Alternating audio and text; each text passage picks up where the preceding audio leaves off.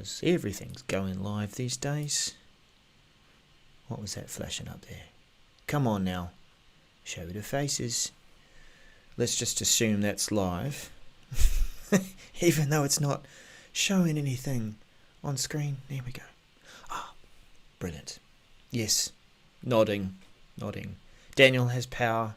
I've got power. Yes. I've got the power to push this button.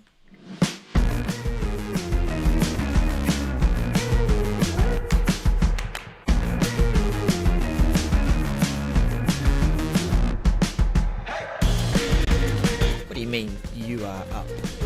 You are up, Phil Worrell? It's a bit rude, isn't it? Just swap screens again. just to keep you on your toes, people. So we didn't really even do a proper intro. Why is that? Because Daniel's got his power back, and I thought that was more important than talking about what the show was about, even though it's just appeared and published moments ago. But Hi. welcome everyone. We do have a great show for you today, don't we, Darrell? We have some exciting announcements. I think one for the title of the episode, we have the PowerPoint live presentation. That is a fantastic feature that I think a lot of people are going to use. I know I'm going to use it, along with several planner updates that are coming along. And then I think for another one that was big on my mind was the, and this is kind of a sneaky one, there was an update to the SharePoint Designer update. So I think that's one we had covered in a previous episode, was about how SharePoint Designer was basically being turned off. We'll get to that. So anyway. Yeah. Okay. Yeah. 17 of them, and it was going to be a little less than 2 minutes per update. Now it's a little less than one. No, I'm just kidding. Let's rock into it. Starting with this one. Yeah, so I talked about this a little ways back because I got early access introducing a new planner integration for Message Center.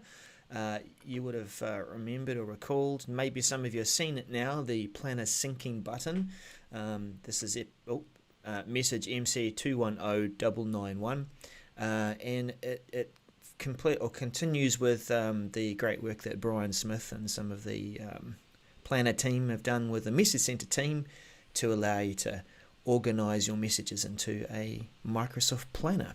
Is this going to be useful to people that work at your place, Daniel? Yeah, this is going to be, I think, of use for everyone that has a responsibility of monitoring the Message Center, whether it's just one person or a team. Because from a standpoint of getting these items outside of the Message Center into a service that can do something with those. And so with Planner, being able to have a card for each one of these items and go, okay, what do I do with this? Do I assign it to Sally, who manages this group? Do I manage it myself? Whatever. If it's just one person, still being able to track how this will apply to you. What kind of steps have you taken from an organization perspective of making sure that you have announced to your users, they're all prepped and ready to go for each change. So even if it's just one person or a group, I think this is a fantastic functionality that everyone should be using. Definitely. Look, it's early days too with some of the features and the way that it operates. So as I discovered when I was installing it, it's going to give you a choice of what kind of updates you want to bring through, where you want to put them. It'll allow you to create a planner at the time, and I suggest that you just pop it into a bucket that's unassigned, not trying to get too fancy, because think of it like a stand-up. Everything's going into one of your buckets, and you just drag them over to the appropriate other bucket, which might be a role, it might be a person, but you're definitely easier to manage. So that one is rolling out to targeted release starting mid-May. General availability this summer. That's right. The new feature, Intune role management, coming to M365 Admin Center. Role management. That's MC 211409. Yeah, just bringing this, I think, consolidating or I guess allowing access to various functions within the same window is something that we've seen throughout the that Microsoft is doing. So for this, just bringing that role management of Intune into when you're managing roles is great. So I don't have to pop out and go somewhere else to manage it. So consistency, loving it, being able to manage that. Yep. Yep. And all part of that Microsoft 365 story, because that's what makes it part of Microsoft 365. Security. Yep. Our next one is in the Yammer space. It's one of those sneaky, it's an update, but it's 3 updates. New Yammer public preview, additional admin controls and enhancements. So this is MC 211416. Yammer public preview. We've started to see it as those orgs have added the Yammer app to the Teams app. And they go, oh, look, this is great. We've got the new thing. Oh, wait, when we go to the web browser, when it's still in the older version. So when is that going to catch up? So that's rolling out in early May. What about that all company feed? Actually, your company doesn't really use Yammer too much, do they? Yeah. No, they don't. But when they do, Darrell, we don't use Yammer very much. But when we do it in all company. Of course you do. Because, oh yeah, nicely timed too with the whole drink thing. It's like, I want people to see this. And I want people to know about this. Well, so I'm going to stick it in an all company. Well, exactly. If your organization is not using Yammer very much, or you haven't done a great adoption program for it, then people are not watching it. And so you might think, oh, then I need to put it in all company so people actually see it. And that's kind of the problem with all company. I think for organizations that are using Yammer, good on you, and you've rolled it out, you've had great adoption, people are using not the whole company to have announcements, communication, then great. This is perfect. You're going to have control. Only admins will be able to post to the all company. But for other organizations, I think it would effectively kill the engagement unless because that's where we do all of our communication. Is it proper? No, I do not believe it's proper. But I think make sure if you're going to enable this, that you do have that adoption program. And it doesn't have to be complicated, but you do take those steps to roll out and ensure proper usage in your organization. Yep. Create those communities where people can communicate. There's your communication compliance. So that, let's see, we'll be checking for inappropriate messages, take remediation actions, good to see that, and a couple of enhancements around live events that producers and presenters who are invited to a Yammer live event will get that email immediately. And there'll be a Yammer event tab on the mobile. And, this is important too, I guess, when you're viewing it on a mobile, that portrait images and videos will appear correctly on the mobile. Yeah, that's right. Right, moving on. The Planner app and Teams will be renamed with an updated experience and powered by Planner and To-Dos. This was almost going to be the headline. It's stinking confusing, though, when you read it as a headline. So maybe not. No. But MC 211421, what is going on here? Yeah, this is really trying to standardize on how people interact with tasks. And, if you're using task in Outlook, for instance, that has been standardized with naming, although it's not the same here. But I think just standardizing it, because we have tasks across many places, Planner, To Do, and making sure we're managing that in one place. So it's going to be powered by those two applications, but being renamed so that is it Planner? Is it To Do? I don't care. I just want to see my task in Teams. Right. And let's also just make sure when it's talking about the Planner app, it means the app on the left sidebar. If you've added it to there, that's right. That's where it brings together all the tasks that are in plans across all the teams that you're involved in. So the idea with the original app is give it one place so you can go in and see what you need to work on, figure out what you're going to spend your focus time on. But now that's going to bring together your personal tasks as well from To Do. Which is great, right? Because I don't want to have to go to multiple places to see my tasks. Just because it's personal or it's project based, I need, or team based, I just need to get my task done. Yep, yeah, that's right. So that is rolling out in May or June. Pick one. But it could be Flip a mid-July. Yep. Oh, it's May. Yeah, but actually the other thing about it too is, I think it was this one. Yeah, once this is done, then they're going to make the change in the mobile app as well, so that you've got that tab there and you can manage the tasks all in one place. You can't sort of do that ahead of time and have it not match up with other people that don't have the task experience. So yeah, good. Yep, the usual, like what to change. It's internal training and documentation, but you know the drill. One of those nondescript. Oh yeah, okay. So this was an update that has been updated based on customer feedback. Updates to Outlook and iOS and Android. It's just for clarity. Yeah. It was a update about the S-MIME automated security, and it's just the updated. Right, it's just wording, just making sure an administrator, you'll be able to use Intune, Microsoft Intune, to deliver the certificates. So that's the update to this. But check it out. They just changed some wording to bring clarity. What I do like is when they call it out immediately at the top of the updated message, so that people like us that are checking regularly will say, right, good. So it wasn't clear enough. Yeah. They've updated it. But I think there's this kind of brings up the comment. We've actually skipped a couple in mine that were just updates similarly. It brings up this point that sometimes updates are done and they'll say updated and all that, and they don't show up as new, right? They just have an updated date, but they're not bolded for those of us that are, managing our message center that way. But this one was. Yet the only update was wording for clarity. So it's not really an update for functionality per se. It's just clarity.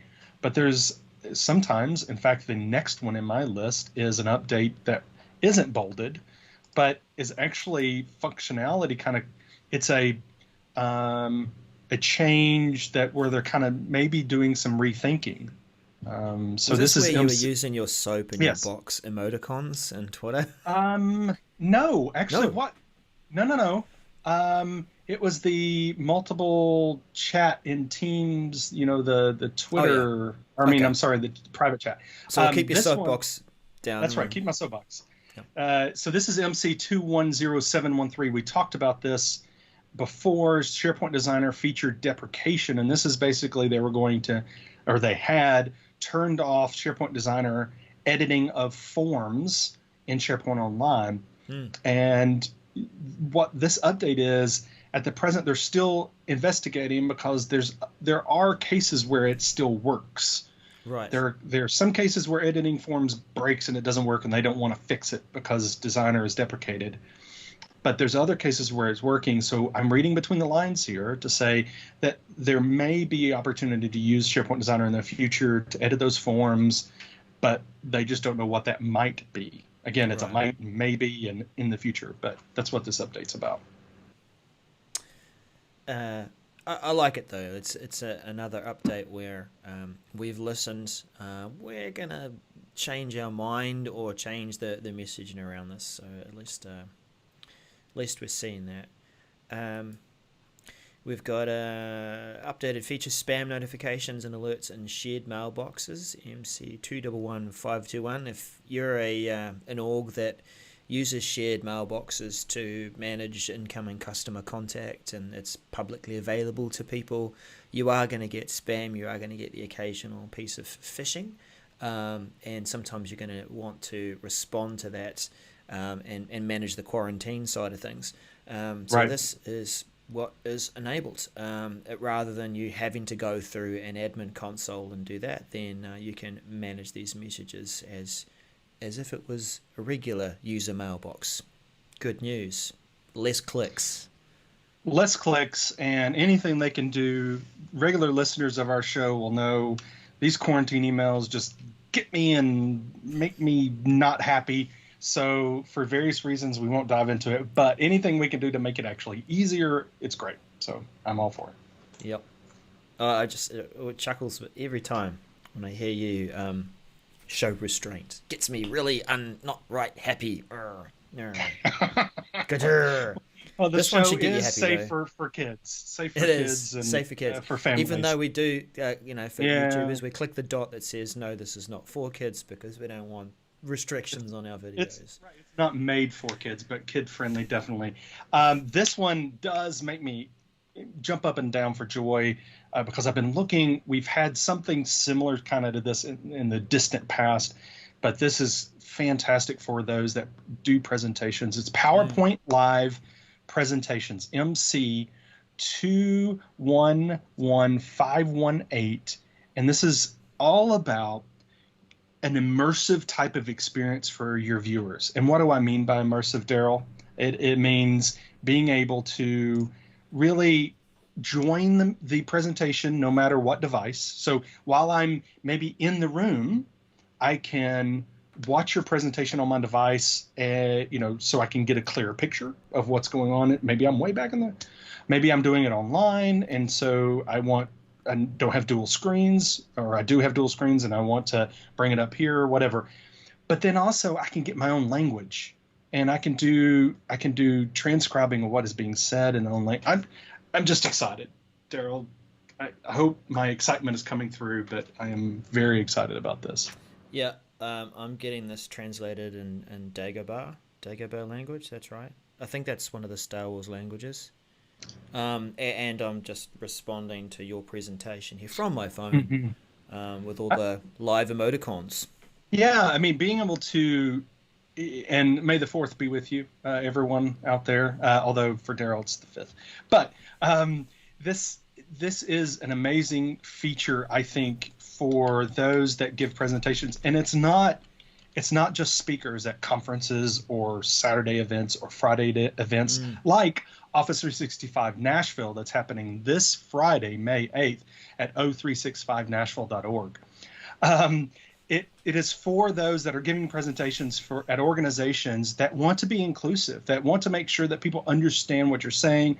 While computer-aided translation is not normally 100% correct, it can get it close enough to maybe help people understand what you're saying. Overcome the Kiwi accent or the Southern drawl, and get people an experience where they can not only take in, they can respond, they can be interactive. I'm loving this update. Yep. I'll stop now and let you talk. I'm sorry. I'm No, really it's all right. excited for this. I think that it's a accessibility thing. Even though does language sort of fit into that accessibility thing? The thing is that you can watch the presentation from your phone or your tablet, whatever, your second device. You can advance through. It's using PowerPoint Online, and at the end of it too, it allows you to have a form to get some kind of feedback as well. So, yeah. That's the only kicker for this is that it's only PowerPoint for the web. And so if you fire up the client, the app, for Windows, and you can't use it there, it has to be started from PowerPoint on the web. But I think language is a big one. If you have people who are, for me, for instance, in my organization, if we have Spanish first speakers, meaning they speak English, but Spanish is their native language, then maybe switching that to Spanish so they can understand the intent and not have to think about what do the words exactly mean and try to translate, and keep going. I think this is, for me, it may not be listed as an accessibility feature, but for me, I think it is. I think it falls squarely in that.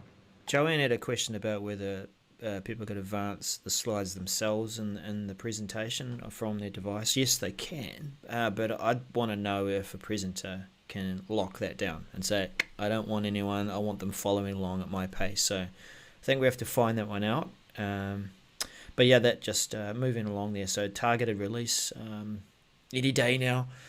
Standard release early Yeah. June, complete by end of June. Fun. Lots of different online conferences that are on right now, Yep. in all sorts of places. So I'll be interested to see how that plays out. We've got Yep. Outlook introduces incident notification for IT admins 211619. This one, I'm getting Outlook's getting kind of crowded when it comes to panes along the side of of the Outlook. You know, you got your calendar, and if you've got calendar and tasks, and then the message preview, and then your navigation tree as well. My Analytics will open up a fourth pane, so now you've got 4 columns.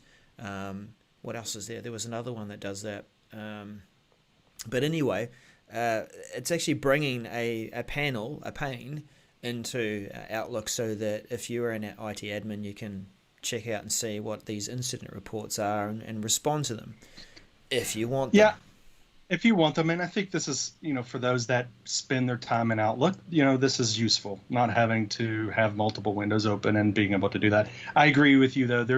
It's getting really busy, and managing what you see and interact with in Outlook is going to be a task. But I agree with you on that. At least they give us control over our panes. Right. I want pain control. Advil. No, sorry. I want pain relief. I can turn them off if I want to. Yeah, I don't have my Analytics on all day. If I was an IT admin, and I'm going to leave this turned on for a bit, just see what it's like. But to be honest, this is my incident pane. If you haven't got the admin app on your mobile, then what are you? Are you an IT admin? Come on. Ooh, harsh words there. Yeah, I'm like so harsh. Yeah. Your next one, updated feature, the Office 365 portal rebrand and the Service Health MC 211629. Guess what? It's not called Office 365 portal anymore. It's called the M365 suite. Microsoft 365 suite. Yeah, don't call it. Yes, right. M. You don't want to get in trouble with the rebrand, folk. No, that's right. So there it is. Service Health. Change of words. Next message. Updated feature. Conditionally show or hide columns in a SharePoint list or library form. MC 211640. Is this going to be useful, Daniel? Like I get that we want to hide and show things based on whether you should see this or not. Yes, and I think the cool thing here is being able to. People are creating these solutions and are really being inhibited by the functionality of SharePoint List, where you can't show or hide columns based on information. So being able to actually have information drive whether those columns are, whether calculated column, for instance, in one column is a certain value, then hide it. This opens up other types of, not opens up, but this brings to mind other types of improvements that I think Microsoft's willing to listen to and wanting to get feedback on how you provide solutions and create solutions using SharePoint List. But I think being able to conditionally go, if this column is a certain value, then don't show the column. That's a great thing. I believe on the form, not having to deal with that information, I'm liking it. So I'm liking that we're getting this type of functionality, and I believe it opens the door for other types of, show hide kind of column information. Can you tell me what FOO is? Apart from the first, part of the Foo Fighters name, show or hide columns based on foo-based on video? No. Financial operating officer? I don't know. I really do. I think foo maybe is just something they're... Foobar. Ooh! Yeah, right. No, and it's spelled differently too, by the way. That's right. So this conditional formatting... actually, the other example I was thinking of was if something has nothing, then don't show it. Don't take up space. Just show me the stats. So that's kind of probably a useful one. That's a targeted release end of April, early May now. is gradually rolling out to standard release customers mid-May 2020. Next message.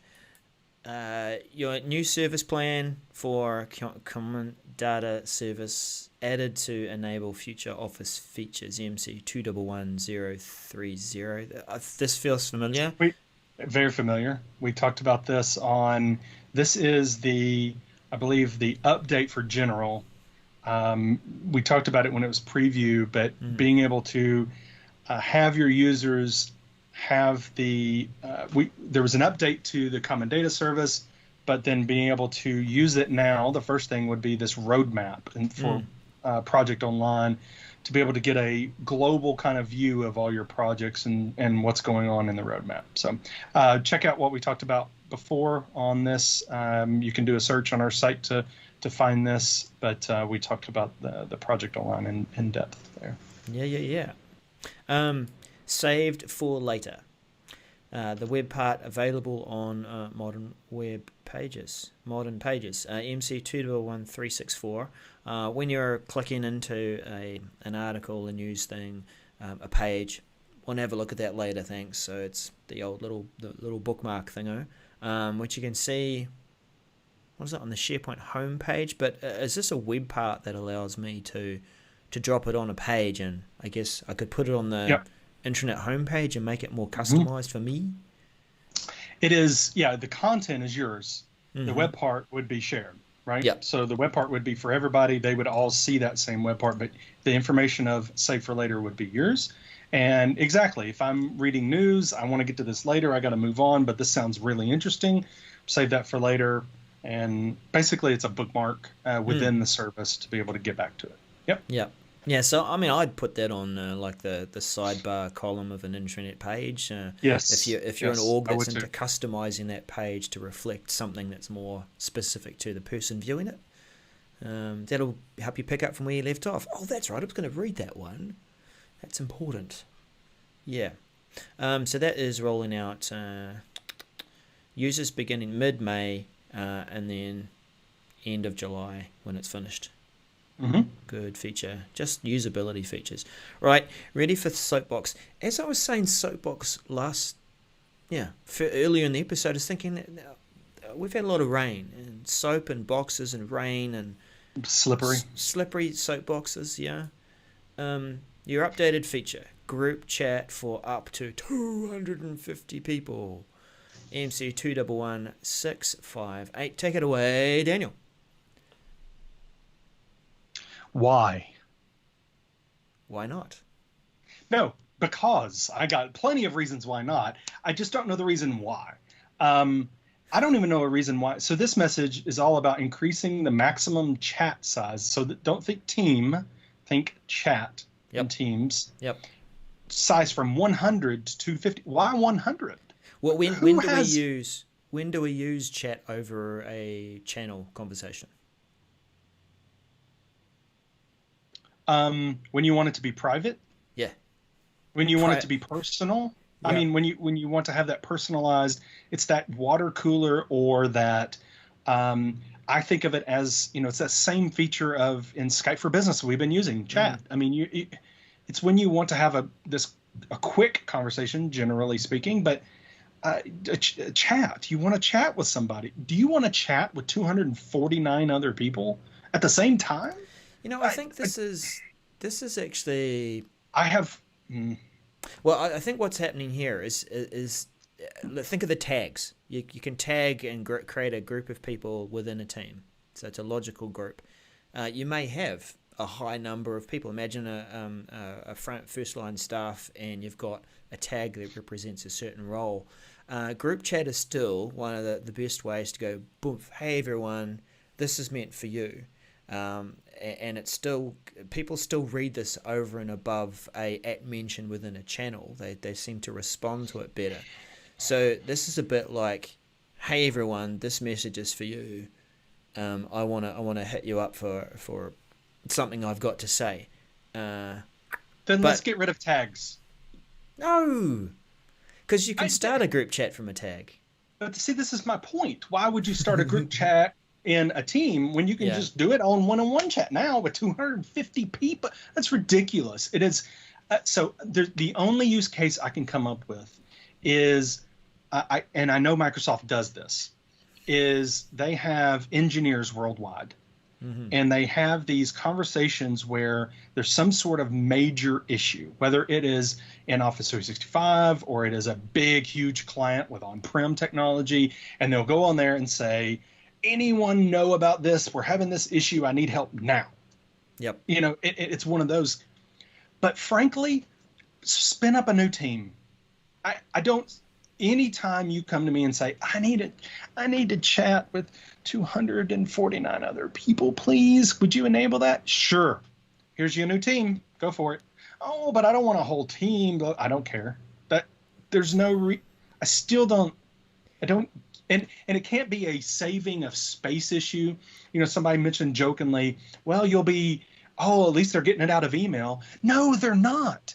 Because for compliance reasons, personal chat is stored in two places. It's stored in the chat service, so in Teams and Azure Chat Service, and in the mailbox of each person. Mm-hmm. But you don't see it in there, right? No, but so I just don't get it. I know there's going to be times when people are going to go, oh, Daniel, here's the use cases, blah, blah, blah. Okay, fine. Start a team. That's going to be my... Here's the use cases. In fact, I'll start a team to discuss the use cases. Good. Don't start a chat with me. Because, come on. I think chat is great. Yeah. But chat is supposed to be not for informational type of messages. It's meant for interaction. Everybody talking. That's the way I see it. And if you don't see it that way, then you're wrong. So there we go. I'm just joking. I'm not sure. I just don't get it, and I don't understand it. So I know this is a very short message. I'm looking at this going, why? Why? Okay. Anyway. Well, you know where to find him if you want to say, hey, Daniel, there's my use case.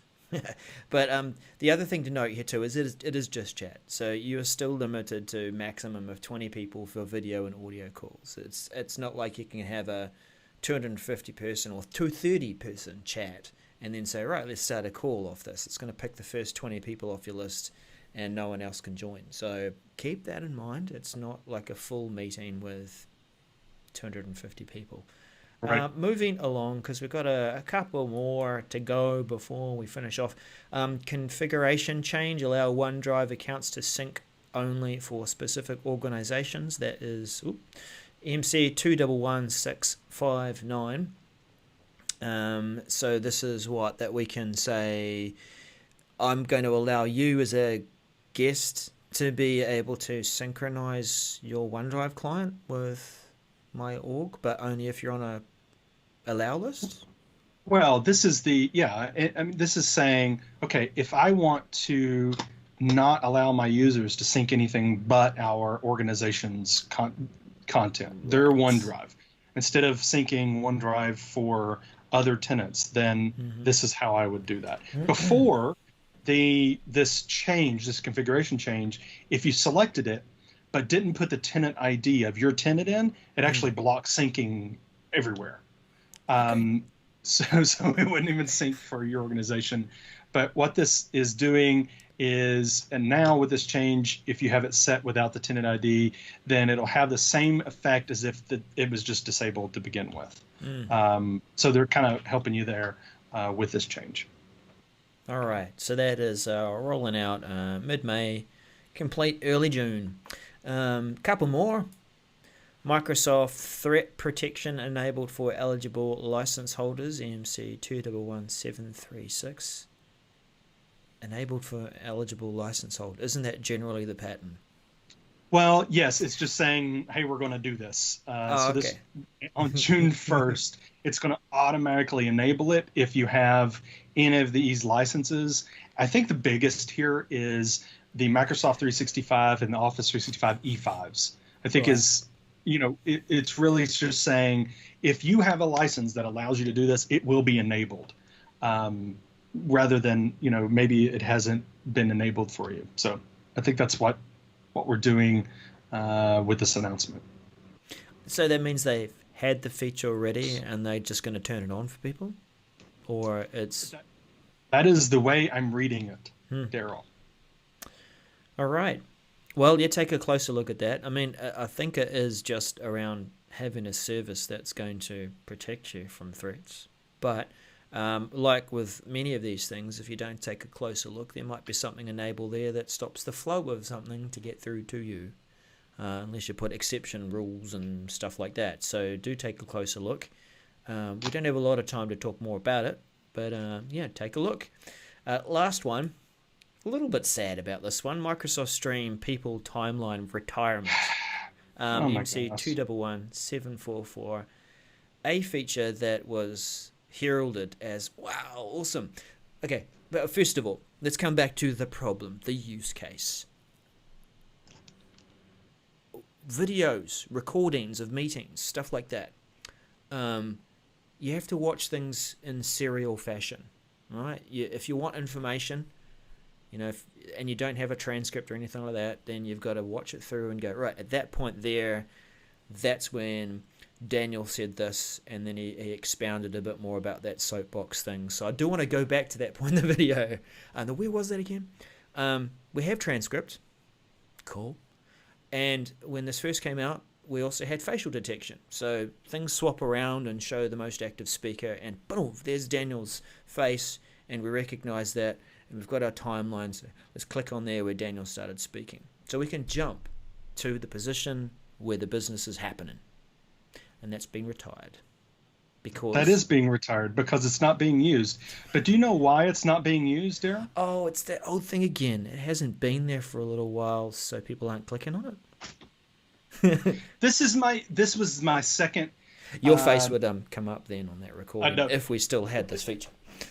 Exactly.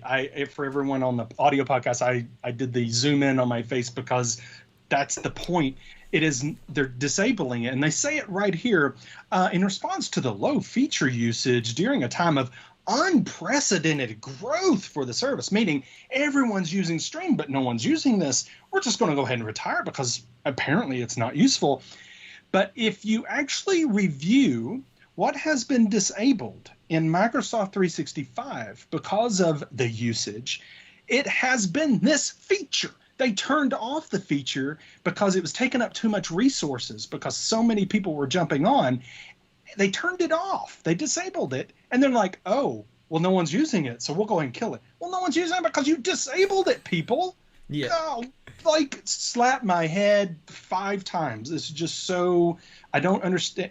It's like, oh, we want to kill this feature. How do we do it? Well, turn it off. Well, we can't just kill it. No, I mean, turn it off and then nobody will use it. And then you can kill it because nobody's using it. So it was definitely dialed down because I imagine it takes quite a bit to go through every frame of the video and go, oh, I recognize that face. In fact, Stephen Collier brings up a funny use case where if you've got stock images or pictures of faces, then it's going to pick up on that as well. We're now talking with whoever that background image was. So imagine the fun we could have had with our background images and having Darth Vader in the background there. And it's like, oh, well, let's go to the part where Darth said this. That feature's been dialed down. Well, not dialed down. It's gone. It's out of here. Retirement, June 1st of June. June 1st. Yeah, so we have a month. I mean, at least they're giving us a month notice, unlike most of our announcements this week. Not most, but some of them, SharePoint. I think, again, I've said all I need to say. I think it's ridiculous. I think it's one of those, maybe there's not a use case, but they should have worded this better. This first sentence is basically saying, well, no one's using it, even though everyone's using the service. So we're just going to kill it. No, just say we don't want to support it anymore. We're killing it. It was an E5 feature, wasn't it, too? It wasn't something that... Because you get transcription for free as part of your E3, but you had to have an E5 for facial detection, so... And then I guess people weren't clicking on the faces to jump to certain things, so... I'm sorry. I'm sorry, listeners and everyone on YouTube right now. I'm sorry I went on a second rant, and I'm terribly sorry. Please forgive me. All right. Well, I mean, that's still on a positive note. Are you well, my friend? Yes. Coping with COVID? I am. Are you? COVID confinement, actually, I should say. Coping with That's COVID right. confinement. Yes. You're doing well. I am, yep. And thank you to everyone who's joined us from their little confinement place in the world. Some have had to leave because we have gone a bit over time, but we did have 17 messages. We tried to keep it roughly sort of 2 minutes or less. But thanks for joining us. It was good to see you. Good to see Appreciate you.